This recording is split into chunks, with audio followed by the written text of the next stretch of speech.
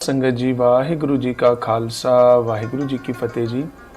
आओ देखिए ਕੱਤਕ ਦੇ ਮਹੀਨੇ ਦੇ ਵਿੱਚ ਗੁਰੂ ਅਰਜਨ ਦੇਵ ਪਾਤਸ਼ਾਹ ਮਹਾਰਾਜ ਜੀ ਆਪਾਂ ਨੂੰ ਕੀ ਸੰਦੇਸ਼ ਦੇ ਰਹੇ ਹਨ। ਬਾਣੀ ਦੀ ਆਰੰਭਤਾ ਹੁੰਦੀ ਹੈ, ਕੱਤਕ ਕਰਮ ਕਮਾਵਨੇ ਦੋਸ ਨਾ ਕਾਹੂ ਜੋਗ, ਪਰਮੇਸ਼ਰ ਤੇ ਭੁੱਲਿਆ ਵਿਆਪਨ ਸਭੇ ਰੋਗ। ਸਾਧ ਸੰਗਤ ਜੀ, ਜੇ ਆਪਾਂ ਦੇਖੀਏ ਕਿ ਇਸ ਸੰਸਾਰ ਦੇ ਵਿੱਚ ਵਿਚਰਦਿਆਂ ਹੋਇਆ ਮਨੁੱਖ ਦੇ ਜੀਵਨ ਦੇ ਅੰਦਰ ਸੁੱਖ ਵੀ ਅਤੇ ਦੁੱਖ ਵੀ ਇਹ ਵਾਰੋ ਵਾਰੀ ਫੇਰਾ ਮਾਰਦੇ ਰਹਿੰਦੇ ਹਨ। ਸੁੱਖ ਦਾ ਸਮਾਂ ਮਿਲਣ ਤੇ ਮਨੁੱਖ ਸੁੱਖ ਨੂੰ ਆਪਣੀ ਸਿਆਣਪ, ਅਕਲ ਅਤੇ ਯਤਨ ਦਾ ਫਲ ਸਮਝ ਕੇ ਅਹੰਕਾਰ ਕਰਨ ਲੱਗ ਜਾਂਦਾ ਹੈ, ਅਤੇ ਜਦੋਂ ਦੁੱਖ ਦਾ ਸਮਾਂ ਆਉਂਦਾ ਹੈ ਤਾਂ ਮਨੁੱਖ ਦੁੱਖ ਦੀ ਜ਼ਿੰਮੇਵਾਰੀ ਕਿਸੇ ਦੇ ਸਿਰ ਮੜ ਦਿੰਦਾ ਹੈ ਤੇ ਉਸ ਨੂੰ ਆਪਦੇ ਦੁੱਖ ਦਾ ਦੋਸ਼ੀ ਤੱਕ ਠਹਿਰਾ ਦਿੰਦਾ ਹੈ। ਕਦੇ ਕਦਾਈ ਤਾਂ ਮਨੁੱਖ ਪਰਮਾਤਮਾ ਨੂੰ ਹੀ ਆਪਦੇ ਦੁੱਖਾਂ ਦਾ ਦੋਸ਼ੀ ਠਹਿਰਾ ਦਿੰਦਾ ਹੈ। ਪਰ ਗੁਰੂ ਪਾਤਸ਼ਾਹ ਜੀ ਆਪਾਂ ਨੂੰ ਸਮਝਾਉਂਦੇ ਹਨ ਕਿ ਆਪਣੇ ਜੀਵਨ ਦੇ ਵਿੱਚ ਦੁੱਖ ਅਤੇ ਸੁੱਖ ਕਿਵੇਂ ਪ੍ਰਾਪਤ ਹੁੰਦੇ ਹਨ। ਇਸ ਦੀ ਸੱਚਾਈ ਨੂੰ ਪ੍ਰਗਟ ਕਰਦਿਆਂ ਗੁਰੂ ਪਾਤਸ਼ਾਹ ਜੀ ਨੇ ਆਪਾਂ ਨੂੰ ਸਮਝਾਇਆ ਹੈ ਕਿ ਸੁੱਖ ਦਾ ਸਮਾਂ ਪ੍ਰਾਪਤ ਹੋਣ ਤੇ ਆਪਣੀ ਸਿਆਣਪ ਤੇ ਯਤਨ ਨੂੰ ਅੱਗੇ ਕਰਕੇ ਅਹੰਕਾਰ ਨਾ ਕਰ, ਅਤੇ ਦੁੱਖ ਦਾ ਸਮਾਂ ਆ ਜਾਣ ਤੇ ਕਿਸੇ ਦੇ ਸਿਰ ਤੇ ਦੋਸ਼ ਨਾ ਮੜ। ਸੁੱਖ ਅਤੇ ਦੁੱਖ ਜੋ ਹੈ ਇਹ ਮਨੁੱਖ ਦੇ ਆਪਦੇ ਕੀਤੇ ਹੋਏ ਕਰਮਾਂ ਦਾ ਫਲ ਹੈ। ਇੱਥੋਂ ਹੀ ਗੁਰੂ ਪਾਤਸ਼ਾਹ ਜੀ ਬਾਣੀ ਦੀ ਆਰੰਭਤਾ ਕਰਦੇ ਹਨ। ਕੱਤਕ ਮਹੀਨੇ ਦੇ ਵਿੱਚ ਗੁਰੂ ਪਾਤਸ਼ਾਹ ਜੀ ਕਹਿੰਦੇ ਹਨ, ਕੱਤਕ ਕਰਮ ਕਮਾਵਨੇ ਦੋਸ ਨਾ ਕਾਹੂ ਜੋਗ, ਕਿ हे ਮਨੁੱਖ, ਜਿਸ ਤਰ੍ਹਾਂ ਦੇ ਤੂੰ ਕਰਮ ਕਮਾਉਣਾ ਹੈ, ਜੇ ਤੈਨੂੰ ਦੁੱਖ ਪ੍ਰਾਪਤ ਹੋ ਰਹੇ ਹਨ ਤਾਂ ਕਿਸੇ ਹੋਰ ਨੂੰ ਦੋਸ਼ ਨਾ ਦੇ, ਇਹ ਤੇਰੇ ਕੀਤੇ ਹੋਏ ਕਰਮਾਂ ਦਾ ਹੀ ਫਲ ਹੈ।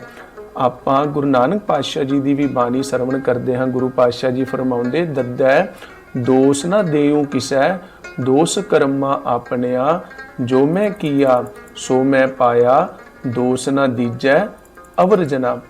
ਤੇ ਆਪਾਂ ਨੂੰ ਦੁੱਖ ਆਉਂਦੇ ਕਿਉਂ ਹਨ ਤੇ ਹੋਰ ਤਰ੍ਹਾਂ ਦੇ ਰੋਗ ਕਹਿ ਲੋ ਜੋ ਵਿਸ਼ਵ ਵਿਕਾਰ ਆਪਾਂ ਨੂੰ ਘੇਰ ਲੈਂਦੇ ਹਨ, ਉਹ ਕਿਉਂ ਹੁੰਦੇ ਹਨ। ਗੁਰੂ ਪਾਤਸ਼ਾਹ ਜੀ ਅੱਗੇ ਕਹਿੰਦੇ ਕਿ ਪਰਮੇਸ਼ਰ ਤੇ ਭੁੱਲਿਆ ਵਿਆਪਨ ਸਭੇ ਰੋਗ, ਕਿ ਜਦੋਂ ਆਪਾਂ ਆਪਦੀ ਸੁਰਤ ਦੇ ਵਿੱਚੋਂ ਉਸ ਪਰਮਾਤਮਾ ਦਾ ਨਾਮ ਭੁੱਲ ਜਾਂਦੇ ਹਾਂ ਤਾਂ ਆਪਾਂ ਨੂੰ ਸਾਰੇ ਹੀ ਤਰ੍ਹਾਂ ਦੇ ਜੋ ਰੋਗ ਹਨ, ਵਿਸ਼ੇ ਵਿਕਾਰਾਂ ਦੇ ਰੂਪ ਦੇ ਵਿੱਚ ਮਾਨਸਿਕ ਰੋਗ ਹਨ, ਸਰੀਰਿਕ ਰੋਗ ਹਨ, ਇਹ ਆਪਾਂ ਨੂੰ ਘੇਰਾ ਪਾ ਲੈਂਦੇ ਹਨ।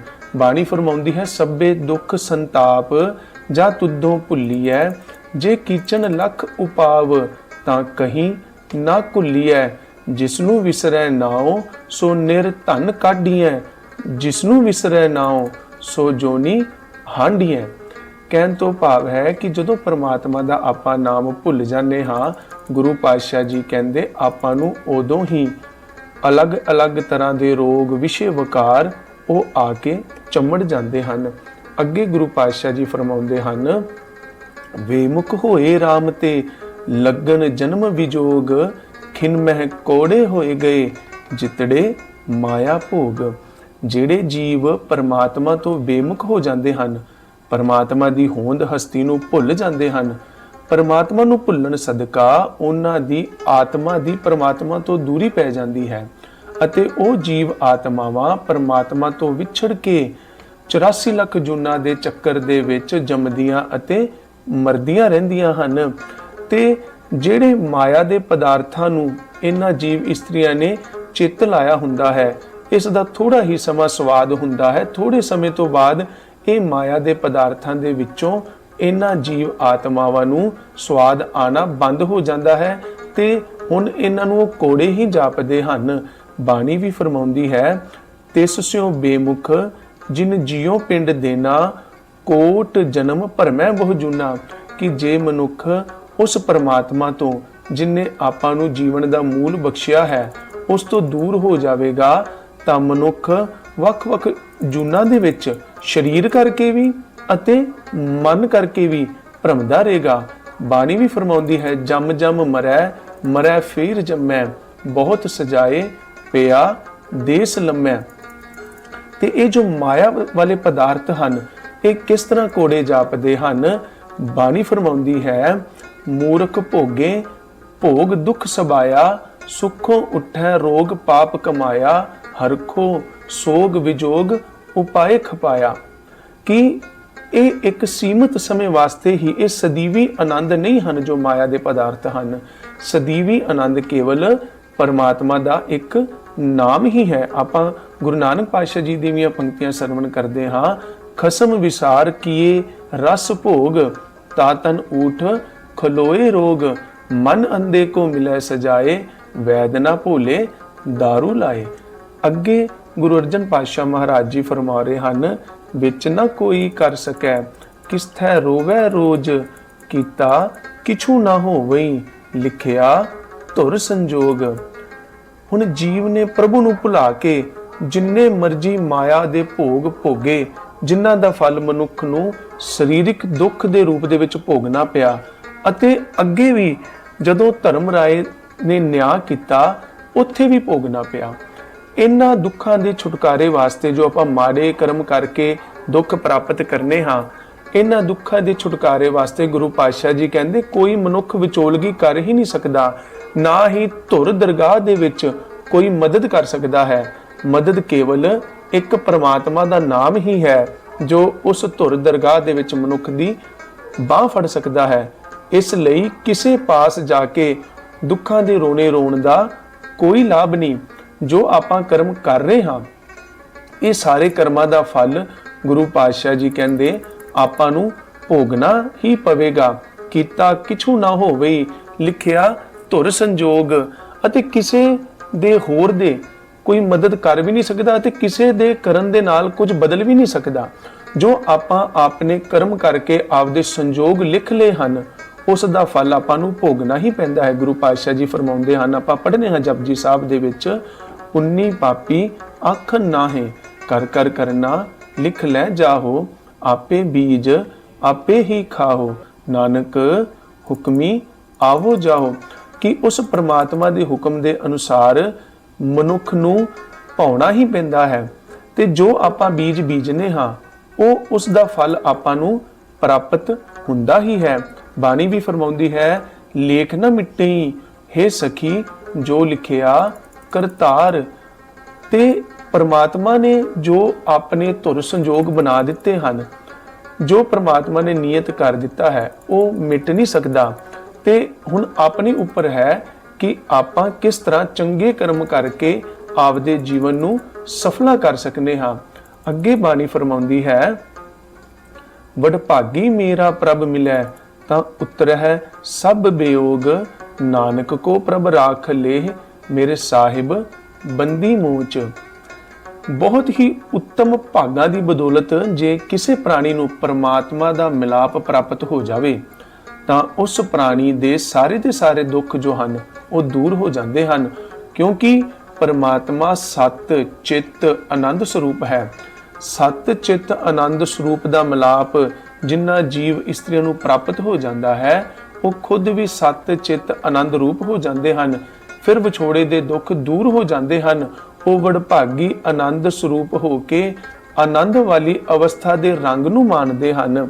ਬਾਣੀ ਵੀ ਫਰਮਾਉਂਦੀ ਹੈ ਕਿ ਜੇ ਆਪਾਂ ਉਸ ਪਰਮਾਤਮਾ ਦੀ ਸ਼ਰਨ ਦੇ ਵਿੱਚ ਆ ਜਾਵਾਂਗੇ ਤਾਂ ਆਪਣੇ ਜੋ ਹਨ ਦੁੱਖ ਦੂਰ ਹੋ ਕੇ, ਤਕਲੀਫਾਂ ਦੂਰ ਹੋ ਕੇ, ਰੋਗ ਦੂਰ ਹੋ ਕੇ। ਦਰਅਸਲ ਸਾਧ ਸੰਗਤ ਜੀ, ਜੇ ਇਸ ਨੂੰ ਗੌਰ ਨਾਲ ਵਿਚਾਰੀਏ ਤਾਂ ਇਹ ਨਹੀਂ ਕਿਹਾ ਜਾ ਸਕਦਾ ਕਿ ਜੇ ਆਪਾਂ ਪਰਮਾਤਮਾ ਦੀ ਸ਼ਰਨ ਦੇ ਵਿੱਚ ਆ ਜਾਵਾਂਗੇ ਤਾਂ ਆਪਣੇ ਦੁੱਖ ਦੂਰ ਹੋ ਜਾਣਗੇ। ਨਹੀਂ, ਇਹ ਸਰੀਰ ਜੋ ਆਪਾਂ ਇਸ ਜੂਨੀ ਦੇ ਵਿੱਚ ਆਏ ਹਾਂ, ਮਨੁੱਖਾ ਜਨਮ ਧਾਰਨ ਕੀਤਾ ਹੈ, ਤੇ ਦੁੱਖ ਅਤੇ ਸੁੱਖ ਇਹ ਤਾਂ ਆਉਣਗੇ ਹੀ, ਪਰ ਪਰਮਾਤਮਾ ਦੀ ਸ਼ਰਨ ਦੇ ਵਿੱਚ ਆਏ ਮਨੁੱਖਾਂ ਨੂੰ ਦੁੱਖ ਦੇ ਨਾਲ ਲੜਨ ਵਾਸਤੇ ਐਸੀ ਆਤਮ ਸ਼ਕਤੀ ਆ ਜਾਵੇਗੀ ਕਿ ਮਨੁੱਖਾਂ ਨੂੰ ਦੁੱਖ ਜੋ ਹਨ ਉਹ ਦੁੱਖ ਪ੍ਰਤੀਤ ਹੀ ਨਹੀਂ ਹੋਣਗੇ। ਤਾਂ ਇਸੇ ਤਰ੍ਹਾਂ ਮਨੁੱਖ ਜੋ ਹੈ ਉਹ ਹਮੇਸ਼ਾ ਖਿੜਿਆ ਰਹੇਗਾ। ਆਪਾਂ ਪੜ੍ਹਨੇ ਹਾਂ, ਨਾਨਕ ਭਗਤਾਂ ਸਦਾ ਵਿਗਾਸ, ਸੁਣਿਆ ਦੁੱਖ ਪਾਪ ਕਾ ਨਾਸ। ਆਪਾਂ ਪੰਜਵੇਂ ਪਾਤਸ਼ਾਹ ਜੀ ਦੀਆਂ ਵੀ ਪੰਕਤੀਆਂ ਪੜ੍ਹਦੇ ਹਾਂ, ਜੀਤ ਲਿਏ ਉਹ ਮਹਾ ਵਿਖਾਦੀ, ਸਹਿਜ ਸੁਹੇਲੀ ਬਾਣੀ, ਕਹੋ ਨਾਨਕ ਮਨ ਭਇਆ ਪ੍ਰਗਾਸਾ, ਪਾਇਆ ਪਦ ਨਿਰਬਾਨੀ।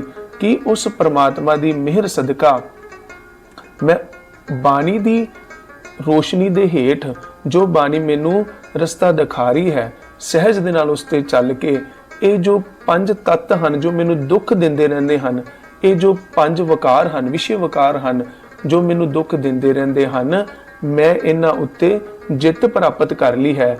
ਹੁਣ ਮੇਰੇ ਮਨ ਦੇ ਵਿੱਚ ਪਰਮਾਤਮਾ ਦੇ ਨਾਮ ਰੂਪੀ ਪ੍ਰਗਾਸ ਜੋ ਹੈ ਉਹ ਪਸਰ ਗਿਆ ਹੈ ਤੇ ਮੈਂ ਐਸੇ ਨਿਰਵਾਣ ਪਦ ਦੀ ਪ੍ਰਾਪਤੀ ਕਰ ਲਈ ਹੈ ਜਿੱਥੇ ਸਦੀਵੀ ਹੀ ਆਨੰਦ ਹੈ। ਪਰਮਾਤਮਾ ਦੇ ਚਰਨਾਂ ਦੇ ਹੇਠ ਅਰਦਾਸ ਕਰਨ ਦੇ ਨਾਲ ਇਹ ਵਿਸ਼ੇ ਵਕਾਰ ਜੋ ਹਨ ਉਹ ਦੂਰ ਹੋ ਜਾਂਦੇ ਹਨ।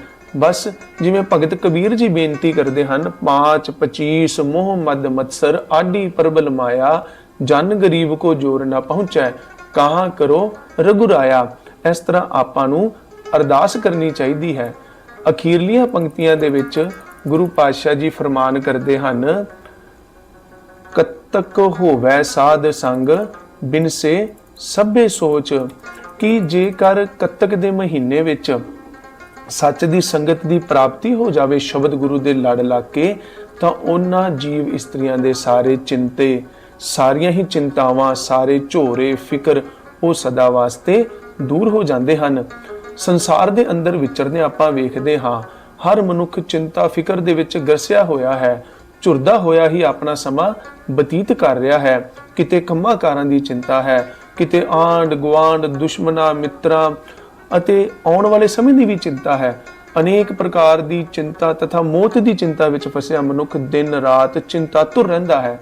ਗੁਰੂ ਪਾਤਸ਼ਾਹ ਜੀ ਫਰਮਾਉਂਦੇ ਹਨ ਕਿ ਜੇ ਸੱਚ ਦੀ ਸੰਗਤ ਪ੍ਰਾਪਤ ਹੋਵੇ ਤਾਂ ਹੀ ਇਹਨਾਂ ਚਿੰਤਾਵਾਂ ਤੋਂ, ਇਹਨਾਂ ਸੋਚਾਂ ਤੋਂ, ਇਹਨਾਂ ਫਿਕਰਾਂ ਤੋਂ ਉਹ ਦੂਰ ਹੋਇਆ ਜਾ ਸਕਦਾ ਹੈ।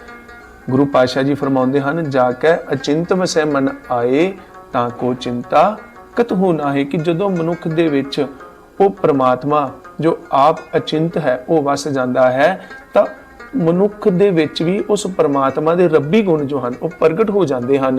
ਤੇ ਜਦੋਂ ਅਚਿੰਤ ਪ੍ਰਮਾਤਮਾ ਆਪ ਆ ਕੇ ਵਸਦਾ ਹੈ ਤਾਂ ਮਨੁੱਖ ਵੀ ਫਿਰ ਚਿੰਤਾਵਾਂ ਤੋਂ ਦੂਰ ਹੋ ਕੇ ਉਸ ਅਚਿੰਤ ਪ੍ਰਮਾਤਮਾ ਦੇ ਲੜ ਲੱਗ ਕੇ ਅਚਿੰਤ ਅਵਸਥਾ ਦੀ ਪ੍ਰਾਪਤੀ ਕਰ ਲੈਂਦਾ ਹੈ। ਇਸ ਤਰ੍ਹਾਂ ਗੁਰੂ ਪਾਤਸ਼ਾਹ ਜੀ ਆਪਾਂ ਨੂੰ ਉਪਦੇਸ਼ ਦਿੰਦੇ ਹਨ ਕਿ ਕੱਤਕ ਦੇ ਮਹੀਨੇ ਦੇ ਵਿੱਚ ਜੇ ਆਪਾਂ ਸੱਚ ਦੀ ਸੰਗਤ ਕਰਾਂਗੇ ਸ਼ਬਦ ਗੁਰੂ ਦੇ ਲੜ ਲੱਗ ਕੇ, ਤਾਂ ਆਪਣੀਆਂ ਸਾਰੀਆਂ ਹੀ ਚਿੰਤਾਵਾਂ ਜੋ ਹਨ ਉਹ ਦੂਰ ਹੋ ਜਾਣਗੀਆਂ, ਕਿਉਂਕਿ ਆਪਣਾ ਜੋ ਮਲਾਪ ਹੈ ਉਹ ਪ੍ਰਭੂ ਅਚਿੰਤ ਨਾਲ ਹੋ ਜਾਵੇਗਾ। ਆਪਾਂ ਅਕਸਰ ਪੜ੍ਹਨੇ ਹਾਂ, ਧੰਨ ਧੰਨ ਸਤ ਸੰਗਤ ਜਿਤ ਹਰ ਰਸ ਪਾਇਆ, ਮਿਲ ਜਾ ਨਾਨਕ ਨਾਮ ਪ੍ਰਗਾਸ। ਕਬੀਰ ਸਾਹਿਬ ਜੀ ਦੇ ਸ਼ਬਦ ਆਪਾਂ ਸਰਵਣ ਕਰਨੇ ਹਾਂ, ਕਬੀਰ ਏਕ ਘੜੀ ਆਦੀ ਘਰੀ ਆਦੀ ਹੂ ਤੇ ਆਦ, ਭਗਤਨ ਸੇਤੀ ਗੋਸ਼ਟੇ ਜੋ ਕੀਨੇ ਸੋ ਲਾਭ, ਸਗਲ ਪਰਾਛਤ ਲਾਥੇ ਮਿਲ ਸਾਧ ਸੰਗਤ ਕੈ ਸਾਥੇ, ਗੁਣ ਨਿਧਾਨ ਹਰ ਨਾਮਾ ਜਪ ਪੂਰਨ ਹੋਏ ਕਾਮਾ, ਸੋਏ ਅਚਿੰਤਾ ਜਾਗ ਅਚਿੰਤਾ ਜਹਾਂ ਕਹਾਂ ਪ੍ਰਭ ਤੂ ਵਰਤੰਤਾ। ਫਿਰ ਇਸ ਤਰ੍ਹਾਂ ਦੀ ਅਵਸਥਾ ਦੀ ਪ੍ਰਾਪਤੀ ਹੋ ਜਾਵੇਗੀ ਜੀ।